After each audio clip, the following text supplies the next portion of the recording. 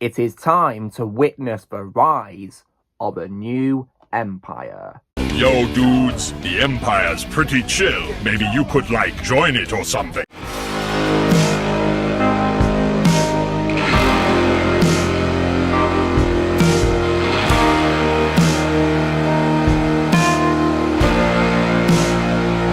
Hey everyone, Lucimus Prime here. So it's time for a brand new movie review today, and in today's video I'm going to be reviewing what is of course the latest installment of a film franchise, being the Monsterverse.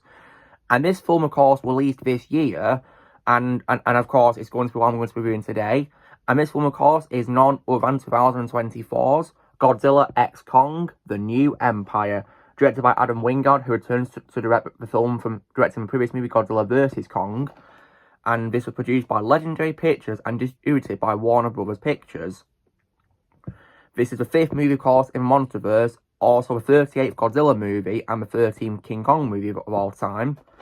And when it comes, of course, how this film was made then, so following the box office and streaming success of Godzilla vs. Kong in the COVID-19 pandemic, and it, of course, became a hit on HBO Max on its streaming run, Legendary announced that a sequel would be made in March 2022, and filming would commence later that year. In May 2022, it was announced that Adam Wingard was set to return to direct the film, and also that Dan Stevens was cast in a lead role in the film, alongside other actors who reprised their roles from Godzilla vs. Kong. For example, Rebecca Hall, Brian Tyree Henry, and also as well Kaylee Hottle as well. They reprised their roles from the previous movie. Filming began in July 2022 in the Gold Coast, Australia, and finished in November 2022. The film premiered at Grauman's Chinese Theatre on March 25, 2024, and was released in the United States on March 29th. The film received mixed reviews from critics, with many comparing it unfavourably to Godzilla Minus One, released of course previous December, which was of course released 4 months prior. And it became a box office success, grossing over $568.7 million worldwide against a production budget of $135 to $150 million, becoming the 5th highest grossing film of the year, and also the highest grossing film in Monsterverse, as well as in both Godzilla and King Kong's franchises. When it comes to my reaction to this film then, so I was able to watch this film via streaming when it hit, of course, video on demand early this year. And when I watched it for the first time, I will be honest and say that, in my opinion, it's good. But in my opinion, not the best in the Monsterverse, to be completely honest. Because, personally, I still think Godzilla vs. Kong is better, in my opinion. And it certainly is nowhere near as good, in my opinion, as Minus One, released previous December. In my opinion, it's nowhere near as good as that, to be completely honest. But I still think the film is good for what it is worth for. I'm not saying it's a bad film, but still not my favourite in Monsterverse by any means. That's my opinion on the film. And I still think it was good because I, of course, bought its Blu-ray from HMV and I rewatched it for this review. I've literally just finished rewatching it for this review, actually. So, yeah, the film is fresh in my mind for this review. So what is this movie about then? So, 3 years after Godzilla and Kong defeated Mechagodzilla, Kong now resides in the Hollow Earth, living a peaceful life, while Godzilla continues righting the balance of nature as the king of the monsters. However, Kong discovers more of his kind and must unite with Godzilla to stop the tyrannical Star King and his world-ending ultimate weapon Shimor from conquering the surface. So, now when it comes to what I think is good about this film then, so here's why I'd say the film is good. So of course, one thing I like about the film when it comes to the human cast is I like how several of them, of course, came out from Godzilla vs. Kong. For example, Rebecca Hall as Dr. Eileen Andrews. I thought she was once again really good at Eileen Andrews in this film. Also, Brian Tyree Henry also reprises his role as Bernie Hayes, who of course is the podcast conspiracy theorist and former Apex employee. I thought he was once again great in this one, definitely a live action role of Brian Tyree Henry. I thought he was pretty funny in this once again, definitely in my opinion great to watch. And also returning is Kaylee Hottle as Gia, who of course is the last known survivor of the Ewe tribe, and of course Eileen's adopted daughter now. I thought she was once again and great in this, and of course, as I said in the previous review, a great casting because she's definitely real life and playing a deaf character, so definitely in my opinion a very authentic casting, I must say, which definitely was brilliant in my opinion. And she did a very good job playing Gia in this film. Other good thing about this film for me is also the CGI. I think the CGI in this film is once again fantastic, as the Monsterverse always has been since it kicked off 10 years prior.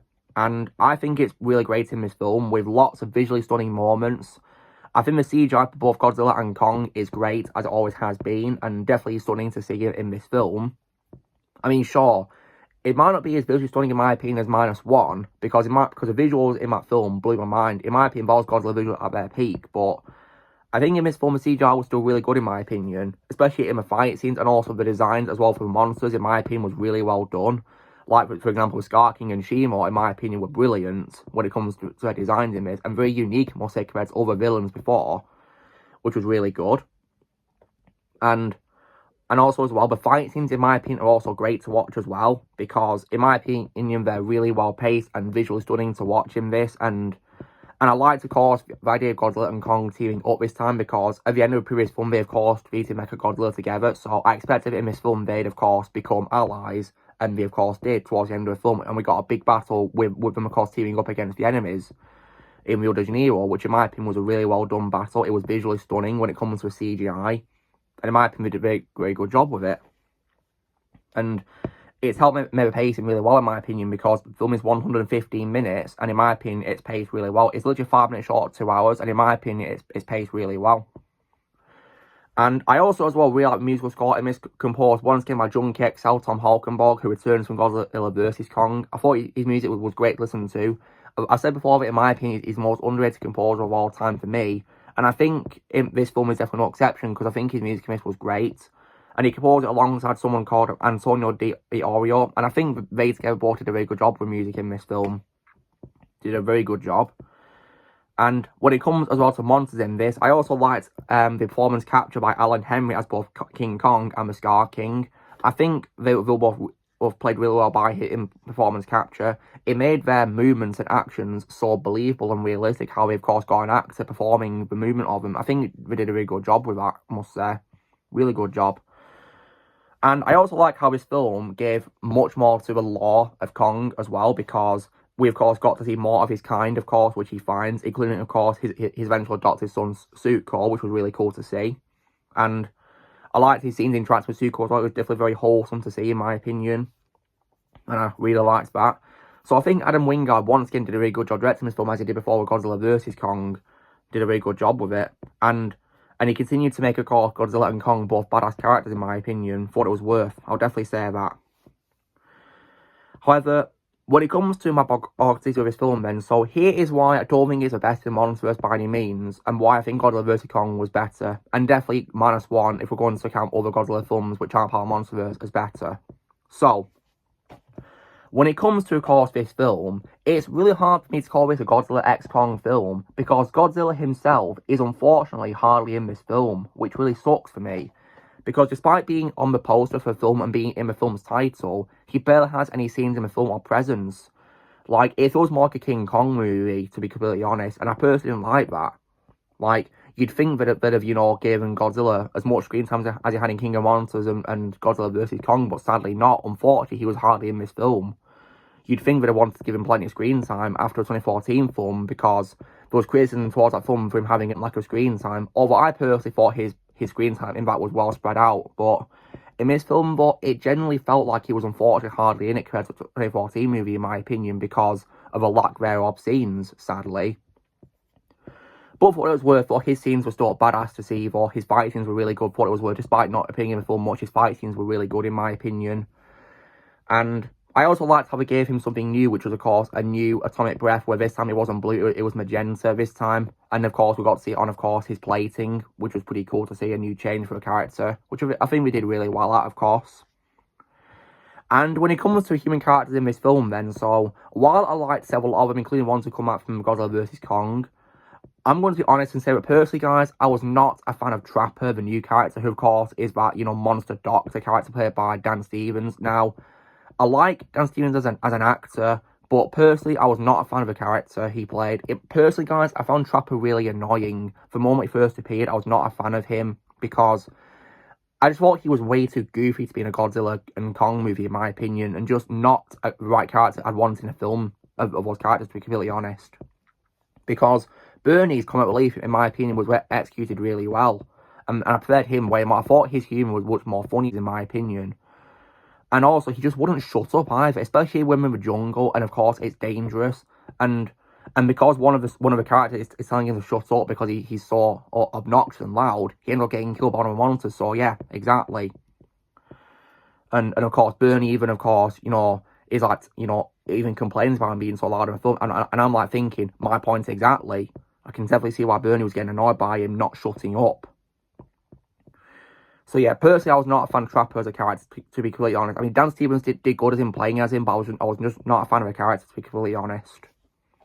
And another thing as well I also did not like about the film, when it comes to characters who don't return, is unfortunately, Madison does not come back. So yeah, no Millie Bobby Brown, which is very unfortunate. So yeah, I really wish she came back in this, but sadly not. So I feel like the film is missing something because of no Madison or anyone else from previous films, really. So definitely, in my opinion, a missed opportunity.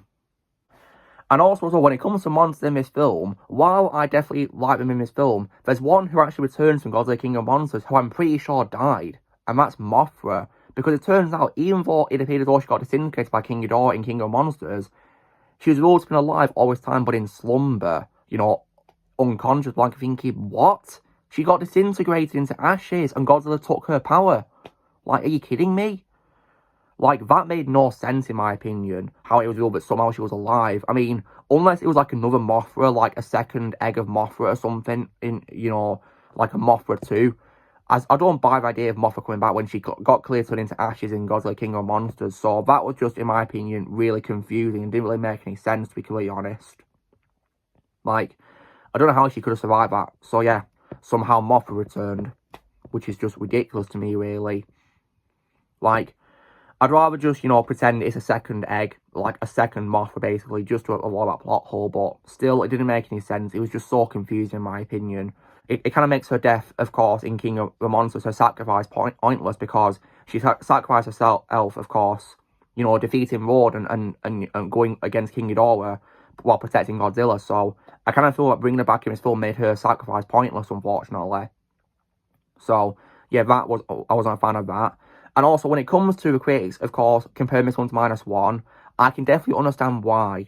Because when the director is from Adam Wingard and the crew watched the trailer for -1, they decided to actually include a scene from that trailer in the film, which is in the scene where Godzilla's in Rome, and he actually, does like a stomp. And of course, that was like a recreation of a scene from -1. But like, I'm thinking, why would you do that? -1 is a totally different Godzilla film. It's in a different universe, for crying out loud. How could you copy it like that? Like, that's ridiculous. So, I can totally see why the critics unfavorably compared to -1 now. Totally. Because that's just not what you do at all, no. Like, -1's in a different universe. Let it stay that way, for crying out loud. It's not part of this universe. So that was just ridiculous, in my opinion, how he did that. I wasn't a fan of that, to be honest. And speaking of course, that scene in Rome, Godzilla, of course, also sleeps in the Colosseum after, of course, defeating the enemies there, of course, as Earth Protector. And one character, I don't remember her name, she actually insulted him by calling him something which I thought was pretty rude and disrespectful to him. Like, that's, of course, the kaiju who's protecting the Earth. And this character, I don't remember her name, she had the guts to call him a big, angry baby. Like, how dare she call Godzilla that? Like, my favourite kaiju, and she insulted him. Oh, just how rude, in my opinion. So, yeah, that's my issues with the film, being that Godzilla's hardly in the film. He's insulted by a character calling him a big angry baby. And also, Mothra somehow comes back when she got cleared into ashes in King of Monsters. And also, as well, annoying human characters like one who insulted Godzilla, and also Trapper. Was not a fan of Trapper, unfortunately. Nonetheless, I still think that this film, for what it's worth, is good. I mean, but still, in my opinion, not as good as Godzilla vs. Kong, in my opinion. Not my favourite monster film by any means.